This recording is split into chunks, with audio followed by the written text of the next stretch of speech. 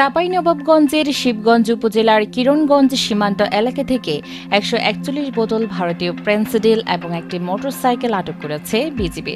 বুধবার বিকেল ৩টার দিকে এক প্রেস বিজ্ঞপ্তিতে এই তথ্য জানান মহানন্দা ব্যাটালিয়ন ৫৯ বিজিবির অধিনায়ক লেফটেন্যান্ট কর্নেল গোলাম কিবরিয়া।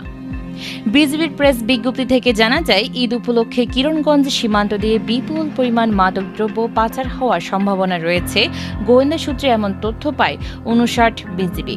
পরে গোয়েন্দা তথ্যের ভিত্তিতে কিরণগঞ্জ বিউপির একটি বিশেষ টহল দল সীমান্ত পিলার ১৮০/১S হতে আনুমানিক ১ কিলোমিটার বাংলাদেশের অভ্যন্তরে শিবগঞ্জ থানাধীন বিনোদপুর ইউনিয়নের টাপ্পুর গ্রামের পাকা রাস্তার উপর যানবাহন তল্লাশি অভিযান পরিচালনা করে। এ সময় অভিযান চলার সময় ২ জন মোটরসাইকেল আরোহী বিজিবির টহল দলের উপস্থিতি টের পেয়ে আনুমানিক ১০০ গজ দূরে মোটরসাইকেল ফেলে পালিয়ে যায়। পরবর্তীতে টহল দল মোটরসাইকেলটি তল্লাশি করে সিট কভারের নিচে এবং তেলের ট্যাঙ্কির পাশে অভিনব কায়দায় লুকায়িত অবস্থায় ১৪১ বোতল ভারতীয় ফেন্সিডিল উদ্ধার করে এবং মোটরসাইকেলটি জব্দ করে।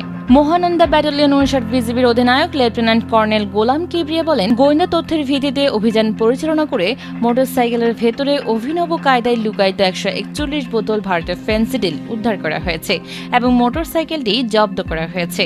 আটককৃত মালামাল শিবগঞ্জ থানায় হস্তান্তরের কার্যক্রম চলমান রয়েছে বলেও জানান তিনি। Desk report, Chapai journal, Chapainawabganj.